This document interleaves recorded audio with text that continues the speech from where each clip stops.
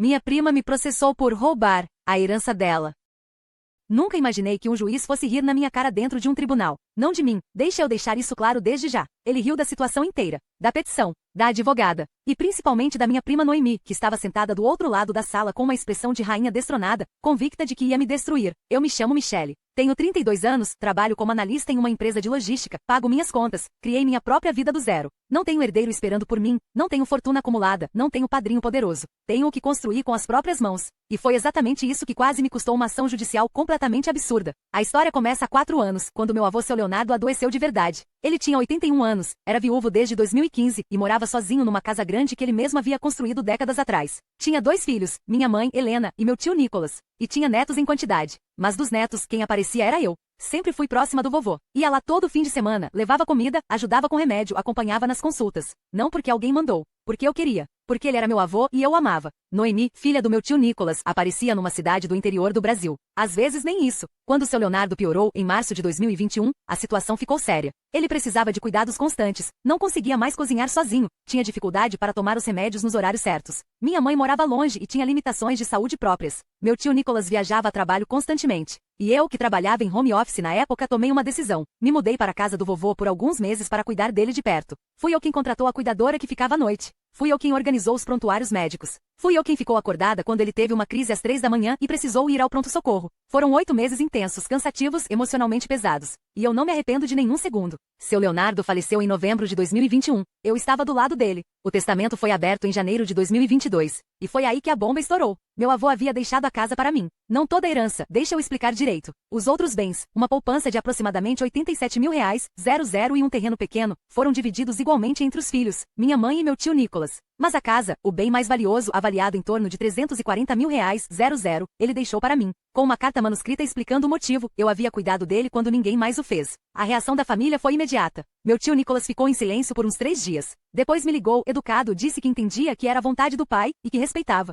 Discordei da postura dele em vida, mas naquele momento ele foi digno. Noemi, por outro lado, entrou em erupção. Ela me ligou na mesma tarde em que o testamento foi lido. Eu ainda estava no escritório do advogado quando o telefone tocou. Michele, você manipulou o vovô. Todo mundo sabe disso. Eu respirei fundo antes de responder. Noemi, eu cuidei dele por 8 meses. Você foi lá 2 vezes nesse período. Eu morava longe. Eu tinha minha vida. Você ficou lá se fazendo de coitada para ficar com os bens dele. Isso é o que aconteceu. Desliguei o telefone. Não havia argumento racional que funcionasse ali. Nos meses seguintes, Noemi foi escalando o conflito de maneira que eu nunca tinha visto em ninguém da família. Ela começou a falar para parentes que eu havia influenciado, o vovô no estado vulnerável de saúde, que eu havia aproveitado da situação, que o testamento era suspeito. Ela criou um grupo de família no aplicativo de mensagens e começou a postar mensagens diariamente questionando minha caráter. Uma tia chegou a me mandar áudio dizendo que eu deveria ter vergonha. Eu me sentia exausta de uma forma diferente do cansaço de cuidar do vovô. Aquele cansaço tinha amor misturado. Esse aqui era puro e amargo. Em abril de 2022, recebi uma carta registrada em casa. Noemi havia contratado uma advogada e estava entrando com uma ação para anular o testamento, alegando que meu avô não estava em plenas condições mentais quando o assinou e que eu havia exercido influência indevida sobre ele. Eu li aquela carta 3 vezes. Na primeira fiquei com raiva. Na segunda fiquei com medo. Na terceira fui buscar os documentos que eu guardava desde 2021. Veja bem, quando eu me mudei para a casa do vovô, um dos primeiros cuidados que tomei foi acompanhá-lo em uma consulta neurológica completa. O médico havia feito avaliação cognitiva detalhada. Seu Leonardo estava lúcido, orientado, sem qualquer sinal de demência ou comprometimento de julgamento. Eu tinha esse laudo. Tinha as notas das consultas. Tinha os recibos da cuidadora noturna que eu havia pago do próprio bolso, R$ 2.400, 00 por mês durante 6 meses. Tinha as fotos, as conversas, os áudios que ele mesmo me mandava quando eu saía para trabalhar. E tinha uma informação que Noemi claramente não sabia. O testamento havia sido assinado em cartório em julho de 2021, 4 meses antes de meu avô falecer, na presença de 2 testemunhas e de um tabelião. Era um documento sólido registrado, feito em momento que o laudo médico comprovava plena capacidade. Contratei um advogado. Não o mais barato, mas também não gastei uma fortuna. Paguei R$ 4.500, 00 de honorários iniciais, que foi um sacrifício no meu orçamento, mas eu sabia que precisava de alguém competente. A audiência foi marcada para setembro de 2022.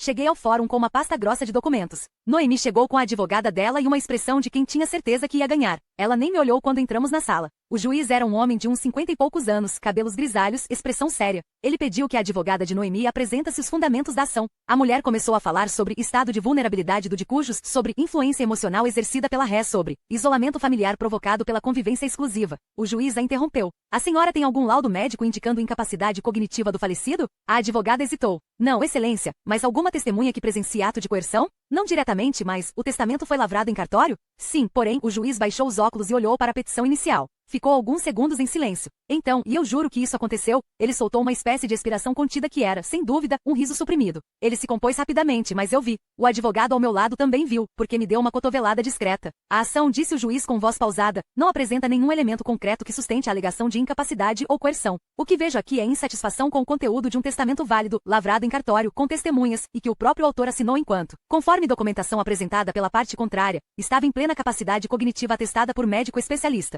Ele virou para Noemi, que tinha o rosto vermelho. A senhora entende que a justiça não existe para redistribuir heranças conforme a expectativa dos herdeiros, mas para garantir que a vontade legítima do falecido seja respeitada? Noemi abriu a boca. Fechou. Abriu de novo. Não saiu nada. A ação foi julgada improcedente naquele mesmo dia. O juiz ainda condenou Noemi ao pagamento das custas processuais e dos honorários do meu advogado, que foram fixados em R$ 3.800,00. Do lado de fora do fórum, enquanto eu e meu advogado conversávamos sobre os próximos passos burocráticos para registrar o imóvel definitivamente no meu nome, Noemi passou por mim sem dizer uma palavra. A advogada dela falava baixinho ao telefone com expressão tensa. Eu não senti alegria. Senti alívio. E uma tristeza antiga que não tinha nada a ver com a causa judicial. Meu tio Nicolas me ligou naquela noite. Disse que soube do resultado e que lamentava o que a filha havia feito. Que ele havia tentado demovê-la, mas Noemi era assim desde pequena. Conversamos por quase 1 hora. Foi a conversa mais honesta que tivemos em anos. Hoje, 1 ano e meio depois, a casa está no meu nome. Não vendi. Aluguei por R$ 1.800,00 por mês, porque ainda não decidi o que fazer com ela no longo prazo. Às vezes vou lá visitar os inquilinos e fico parada na calçada por um segundo,